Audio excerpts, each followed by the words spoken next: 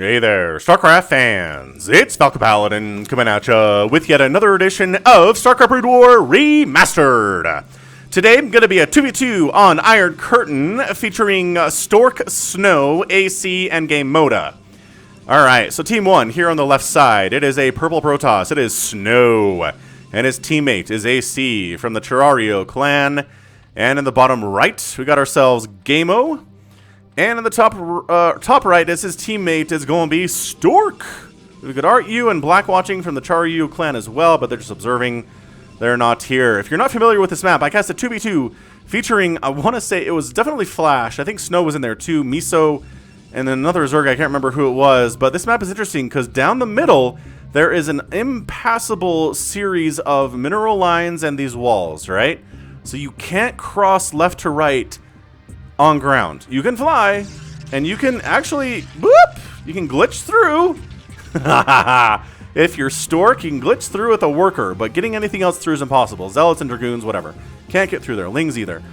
So this is basically an island map, right? Left side is a big island, right side is a big island that can change into not an island map once any one of these mineral patches, see the same ones down here, get mined through. It's only 1,500 minerals, but taking a base here sucks because the other team can sit back here and shoot at your stuff, right? So bad times there, but it makes for very interesting matchups. It basically turns into a giant Corsair versus Mutafest for the most part if there's Protoss and Zerg involved, which there definitely are here now. No Terrans in this replay at all. This is labeled, it's in the RJB replay pack as a Snow versus Stork game. So when I first loaded it up, I was like, Snow versus Stork, super cool. I need a PvP this month. And then it turned out to be a 2v2, and I was like, oh, actually even better. I haven't cast a 2v2 in a while and had somebody request it, so perfect. So AC is going for the one base opener. He's going for the faster lair, faster spire. ggaemo is not interested in doing that at all. He is instead going to go for the hatch first, into a pool, into an extractor, much later on the build order that way. Protoss, I'm assuming you're doing the same things, yeah?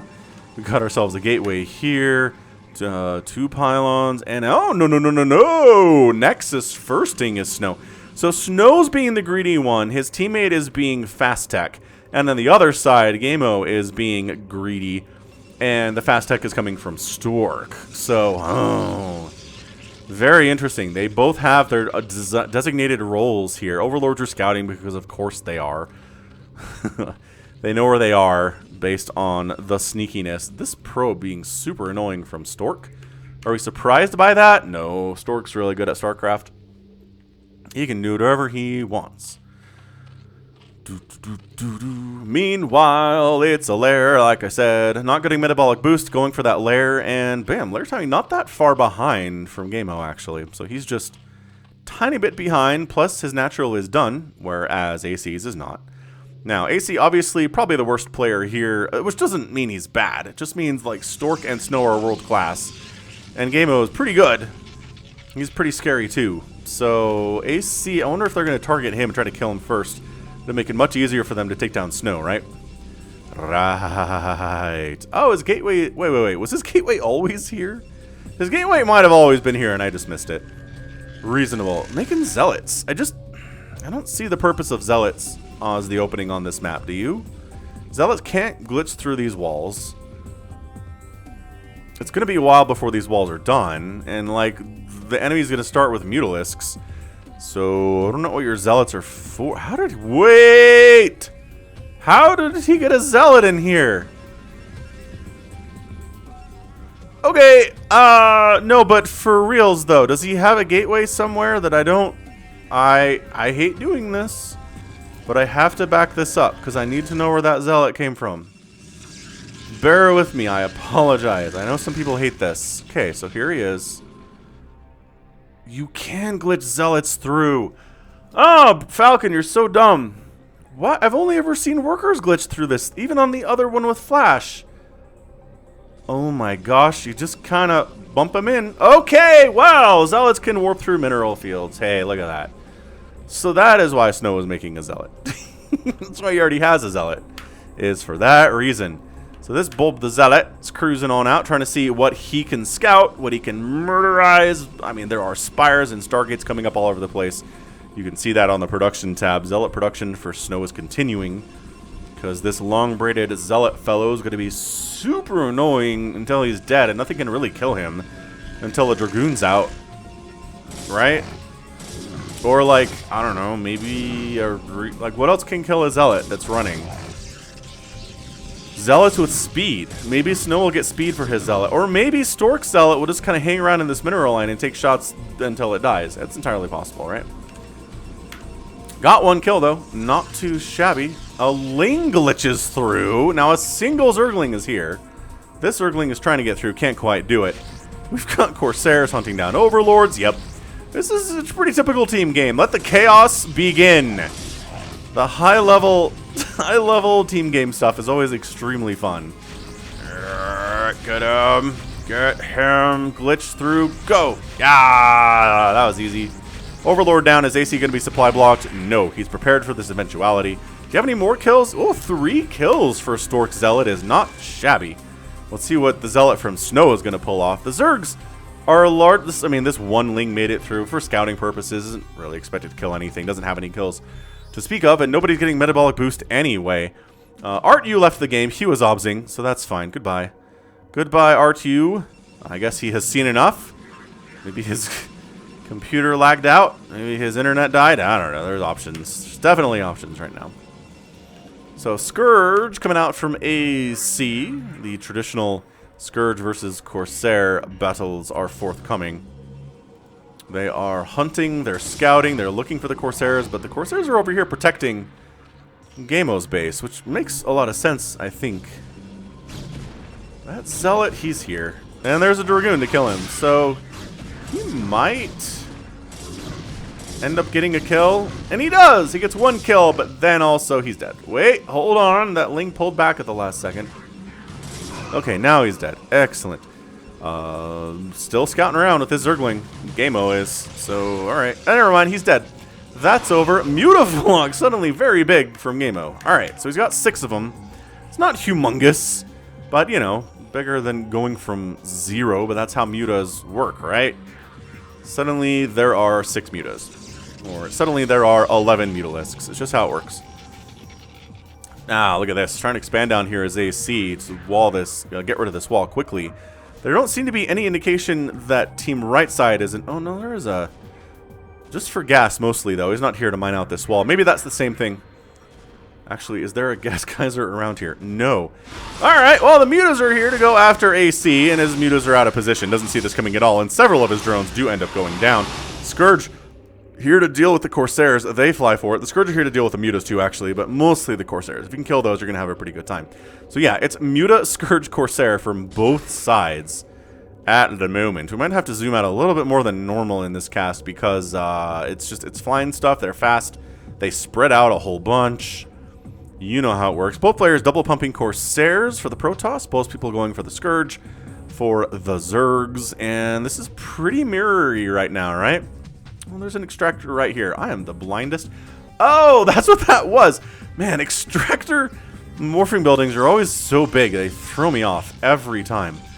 Mutas decide, okay, and just picking off a few probes here is going to be excellent. Like, anything you can do to the economy of team left side is going to be nice. AC's down to 17 drones. I mean, ggaemo's only at 20, so it's not like it's a big deal. Snow actually has more workers than Stork does at the moment. So yeah, this gas, third gas, really important for the Zergs. They like having the third gas. Protoss is pretty good with, you know, 2. So is Terran. A third base is not, or a third gas is nice, but not required. Dragoon and Corsair versus Corsair fighting. Nobody wants to engage right now. But maybe supply blocking Snow is good, but he's not going to do that even if he kills this pylon. So, ow, ow, ow. All right, absolute chaos. Temporary chaos for a second there. Scourge chasing Corsairs, Scourge chasing other Scourge. Look at this guy. What is he doing? Oh, he's coming down to get some big time hits on Storks. Corsairs. Okay, all right. Didn't wipe out the whole group, but did some damage nevertheless. Crikey. Yeah, so this is going to be run from the Scourge balls. There is a fleet beacon on the way. Whether that's just for disruption web or we want to make carriers, which no we don't. There's no Terrans here. You don't make carriers versus anything but Terran in Brood War. So It's just Scourge are really good versus carriers. Dark Storm and Hydras are amazing versus carriers. Dragoons are amazing versus carriers. Scouts are amazing versus carriers. Both Protoss and Zerg have some beautiful answers to carriers. And, oh, a completely undefended main base from ggaemo. He loses 3 workers. He's down to 17. So 17 drones to 17 drones. This is very Zerg style in 2v2, it turns out. Man, this is a much better 2v2 than the one I threw up on the channel a few weeks ago, yeah? I mean, that was...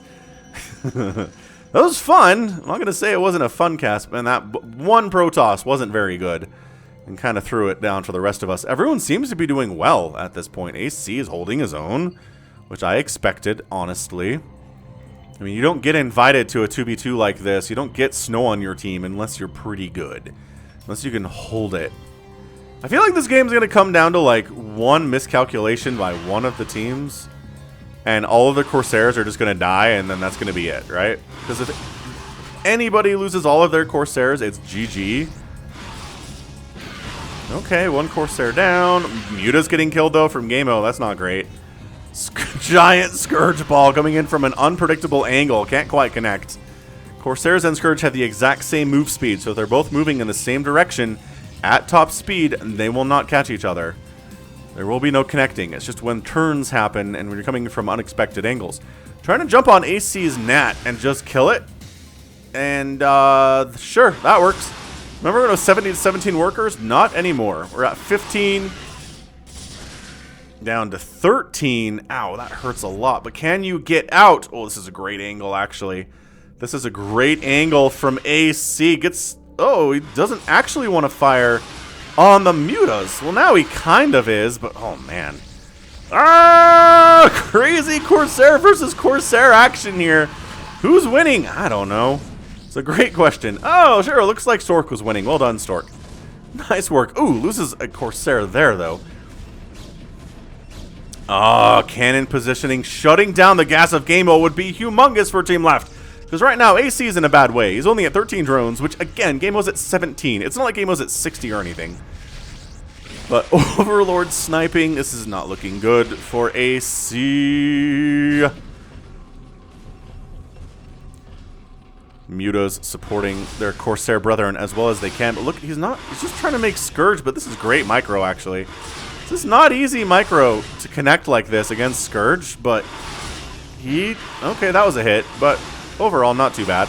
Then the Corsairs come in, and alright, so AC's down to 10 drones. Where are they? I guess some of them are here?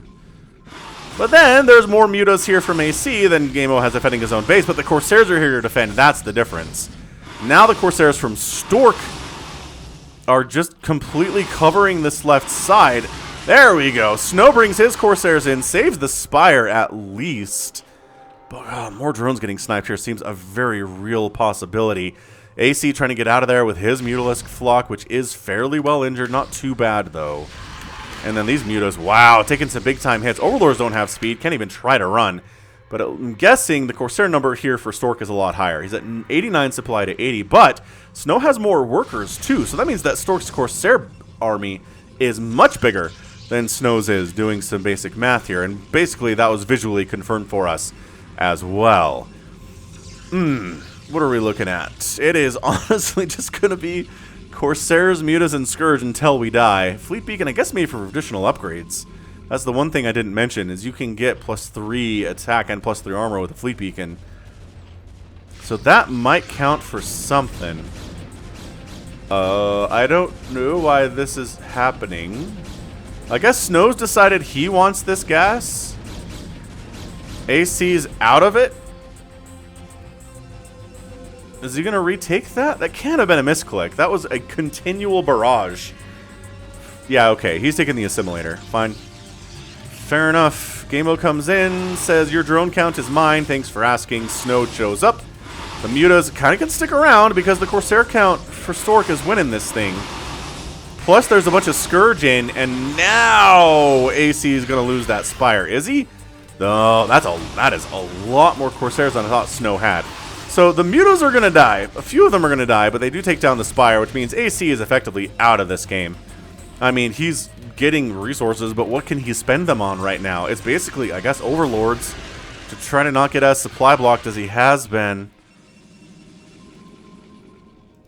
And this Corsair count is ginormous. He's really big. So yeah, this is PZ versus PZ in a nutshell. Especially on what is basically an island map, right? We have actually... Wait, have we cleared any... None of the mineral patches have been entirely cleared out for easy traversal left to right on the map. So that's interesting. He's trying to throw up some cannons to defend the new spire that AC is tossing up, but... The Zerg player basically being out of it for this long is not good. He needs to keep these Scourge and these Mutalisks alive for as long as he can, because he needs them to basically provide a threat, at the very least, so that Team Right Side doesn't just walk over here and A-move, right? He can't lose them for nothing, though. He needs to keep them alive. He almost needs to bluff, right? Or he's going to engage, but then pull off at the last second. This is pretty good from ggaemo. This probe count is amazing for Snow. He's got 47 of them, but losing a few is not great. Yeah, Stork's worker count is not super healthy. I don't know if I've missed attacks or if he just hasn't really focused on probes as much as he needs to. Or maybe, you know, not as much as somebody else would want to. Maybe it's just a personal preference kind of a thing, yeah?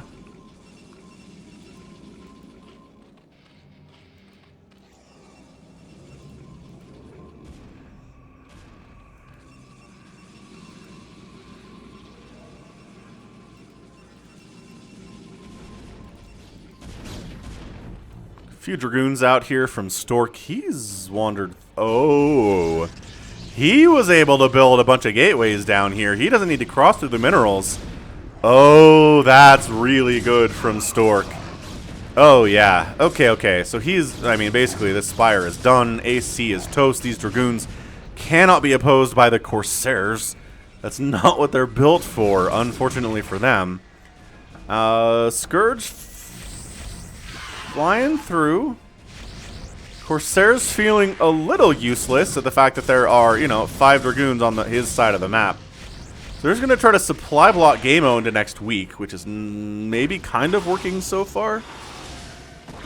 Muta's in here, but Hydra's popping out too. I like the Hydra tech switch from ggaemo. Better against the Mutas, obviously, than drones are, but hey. Killing the pylon means these cannons just die. But just letting the AI run this battle, and they will attack what is attacking them. That is their priority. Corsair's getting some really nice hits off, but the muta count for ggaemo is suddenly very big. It is 75 and, let's see, 67 supply for Team Right Side and 106 and 26 for Team Left Side. It is carrier production from Snow, though. How interesting. I didn't think we would see carriers. He's even going for max capacity. AC decides not to die by providing the basic amount of defense against these Dragoons. But now they have 1 attack and 1 shield. That's not ideal. We do see shield upgrades quite a bit when we have a lot of Corsairs because the upgrades are for both ground and air. Mutas for ggaemo pulling back. They don't like what they see here. Killing, okay, but I mean, sure, the drones dying is the guaranteed damage. 100%, but also killing the lair here is really bad for AC. Yeah, drone count getting knocked down to 7, which again is not a good place to be, but ggaemo's got 22. He's not on fire right now. It's 53 and 35 for the Protoss. Interesting. Ah, big Hydra drop though.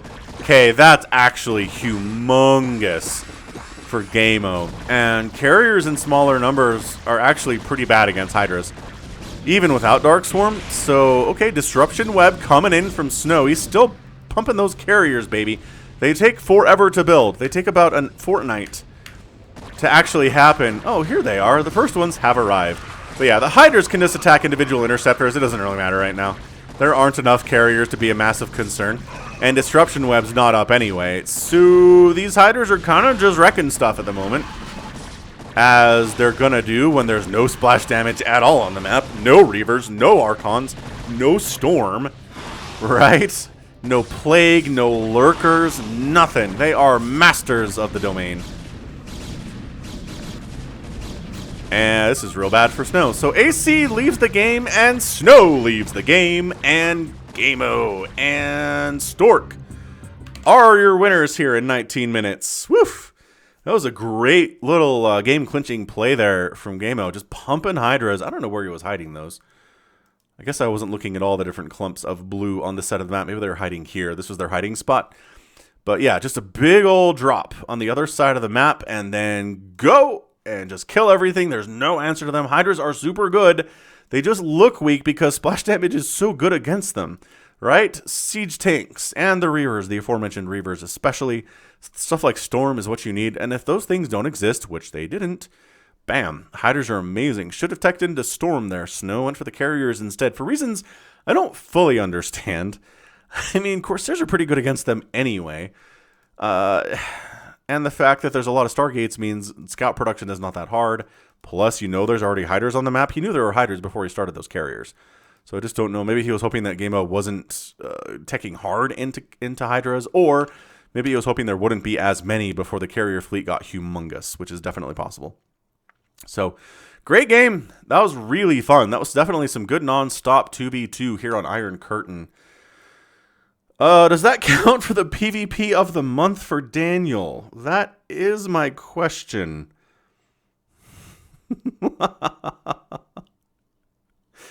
Right. I don't know. That's a good question. We'll have to look into that. All right. Let's check out this final score, but you know, the team that won here were probably expected to win. Right, we're just talking about Stork. He's insanely good. He's a legend. A lot of you clicked on this because Stork's in it. But 104,000 points for him. Snow, 114, so actually outscored him.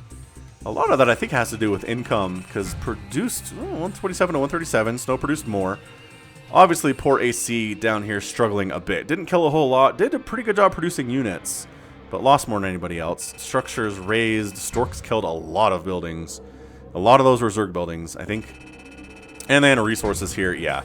Snow outspent everybody by at least 3,000 and outspent ggaemo by about 7,000, which generally in a PvZ is real bad. If your Zerg opponent outspends you that much, it's a bad time.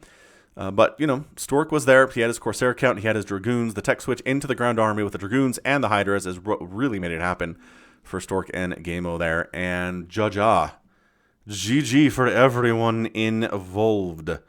So that's going to be it for me today. This has been Falcon Paladin coming at you with yet another edition of StarCraft Brood War Remastered. Go ahead, hit that like button, hit that subscribe if you like what you saw and what you heard today. You can also catch me on Twitter, Facebook, Patreon, and Twitch, all at /Falcon Paladin. And until next time, as always, thank you so much for watching. You take care of yourself.